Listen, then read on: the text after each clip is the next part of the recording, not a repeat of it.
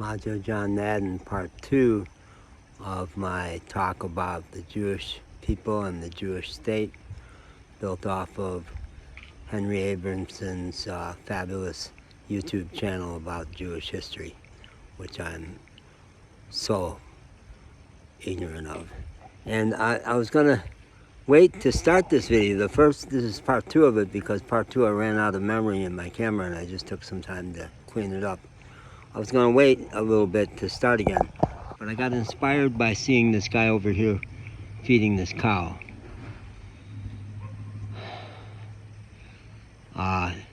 It reminds me of me. Everywhere I go, I'm feeding dogs. Here in Mexico, with street dogs are all hungry, pretty much. I always have a supply of stuff to give them, and I identify with the homeless a lot, having had several important homeless friends. And 3 years traveling in a camper van, I have been technically homeless, at least in every U.S. state I've visited. And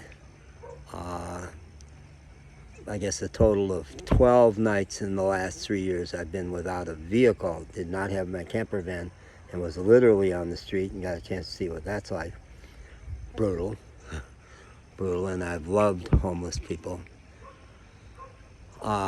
Okay, so the hook to that, Jewish people are homeless.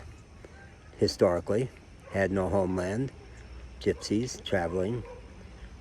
The Jewish state, Israel, is their home, finally. And of course, it's not just important to them. Home, you know, what's more important? My home is my camper van, but it is my home, and it is my home. And I'd rather sleep there than in a hotel room, usually. And I participated in an experimental dance performance on the theme of home. And for it, I wrote a brutally bitter poem about what home has been like in my life, because my growing up home was not a happy, friendly place at all. At all, no, in so many gross ways.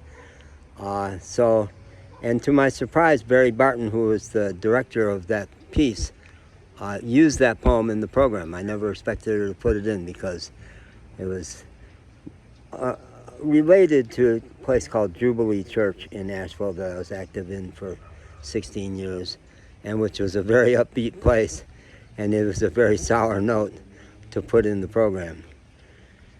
Home. So of course we identify with the Jewish people and want to support them. And I feel like Henry Abramson's talk took me further to understanding what the Jewish journey has been like.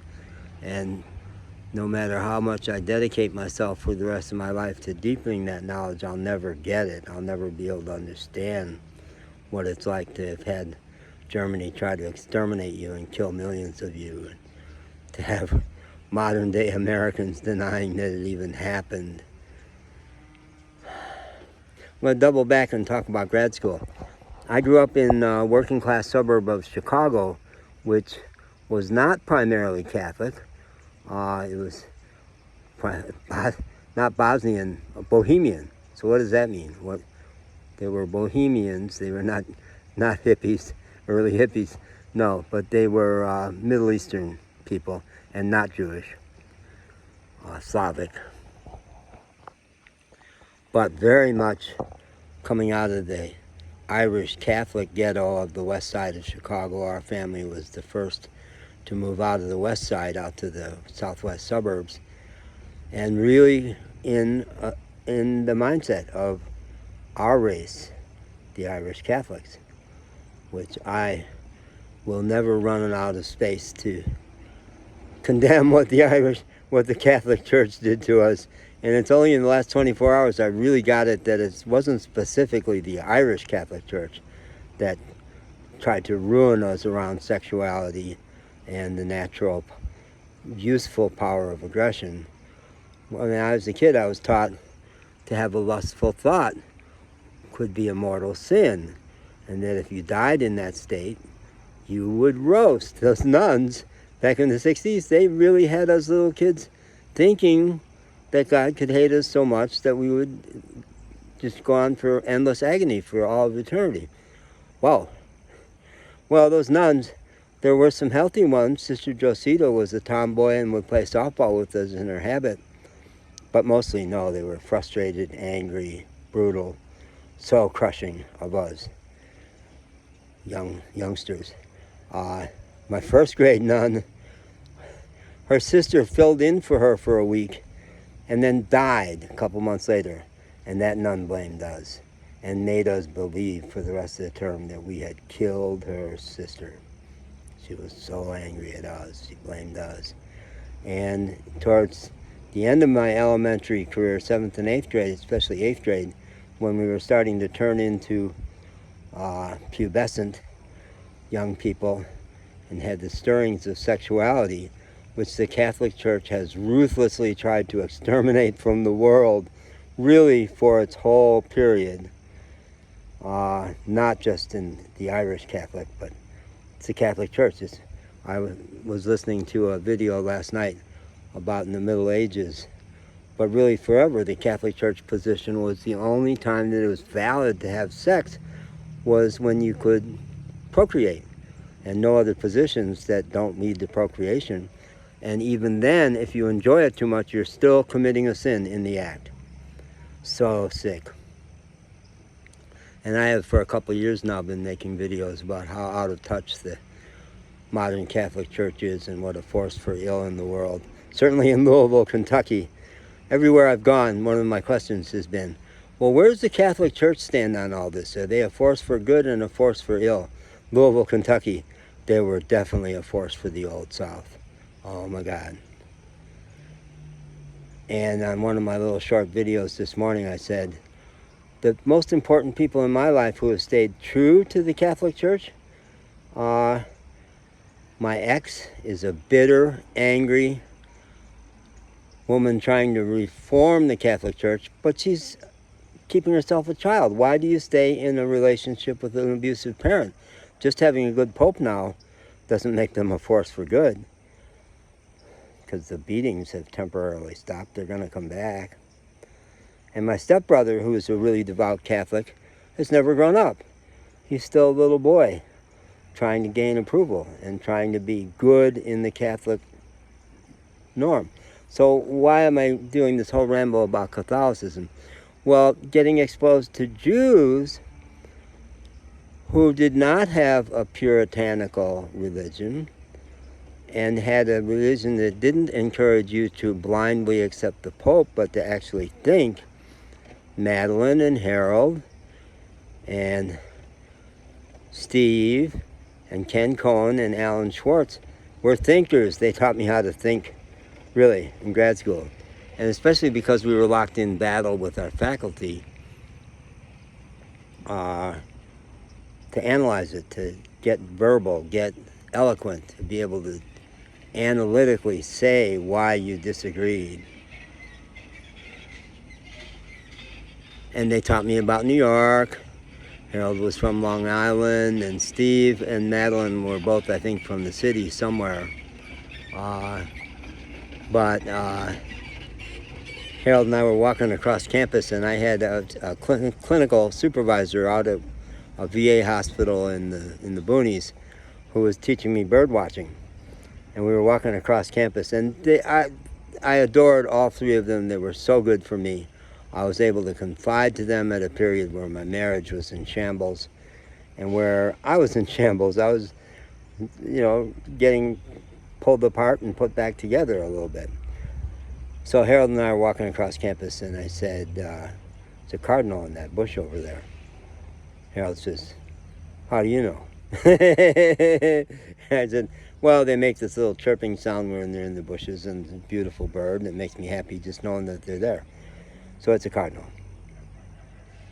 Harold says, okay, I'll accept it. It's a cardinal. So what? So what? So what? He's from New York City. Survival in that huge city. If it's not going to offer you money, or if it's not going to endanger you somehow, why bother to pay attention to it? And my journey these days has been about every little element of the world is sacred.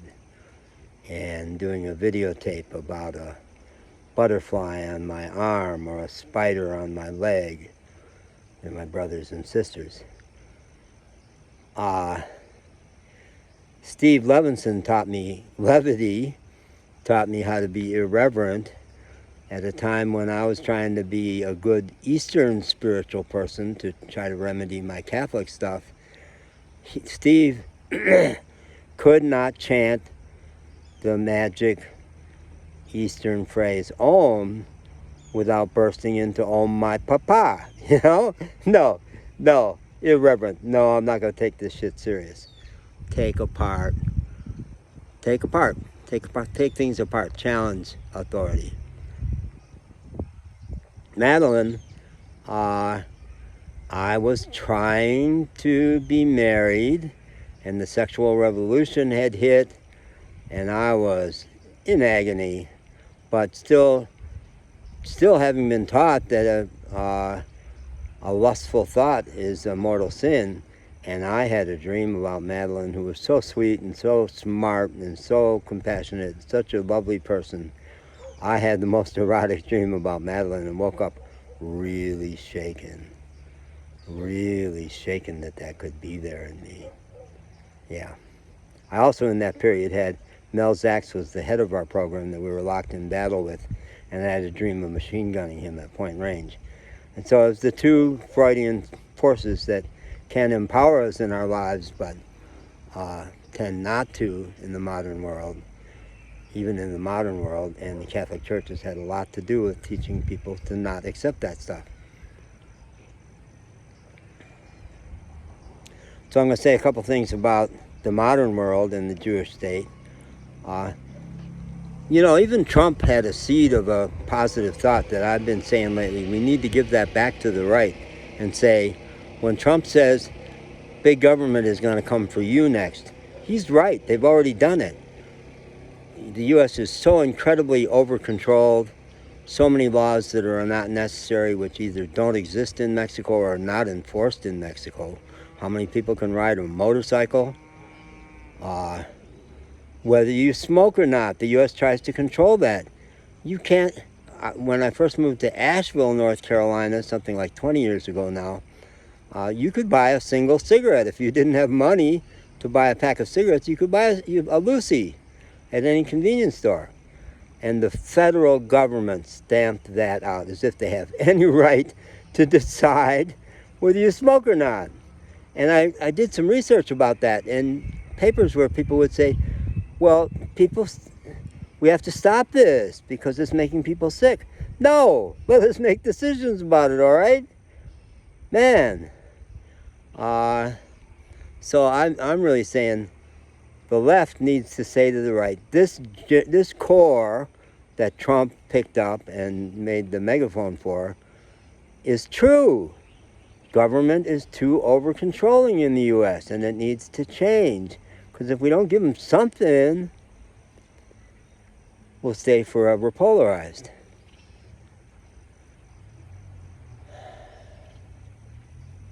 How do we grow up? How do we grow up? I think we have a lot to learn from Jews about how to grow up. Certainly I've learned so much from my Jewish friends. And, but to take a stand now and say, just because the Jewish state has the right to exist doesn't mean it has the right to destroy. I think at this point, 1,500 Jews were wiped out by that massacre, which, by the way, the Jews, their ongoing oppression of the Palestinian state built up a pressure that came out in that. But now they've wiped out 10,000 civilians and don't seem to show any care at all. And when Rashida Tlaib in the U.S. Congress, who happens to be Palestinian, dares to speak up for her people, they did censure her. As if those Republicans give a shit about Jews, right? Most of those Republicans don't like Jews. They're just doing it because they like autocrats, and Netanyahu is turning into one of the worst autocrats in the world. And because they like bloodshed, yeah, go kill them all, kill them all. And at the debates last night, Nikki Haley And one other guy saying, finish the job, go for it. No capacity to think subtly at all. No compassion for all those civilians being killed. And it's a tricky web for the U.S. to negotiate this. But the U.S. has to take a stand and say, you've got to stop killing civilians or we're out. We're out. You'll have no more support for us if you're killing civilians. Breaking all the rules of war. Oh, is that the note I'm going to end on? Shit. Come on, John. Come up with something inspiring. No, I think Jews have no tragedy. Jews are not afraid to end on a tragic note. They don't have to go upbeat at the end. Tendencies. We're talking tendencies. All this is tendencies, but I taught diversity, and I know the reality of a data-based generalization, a tendency of a certain people to be a certain way. More.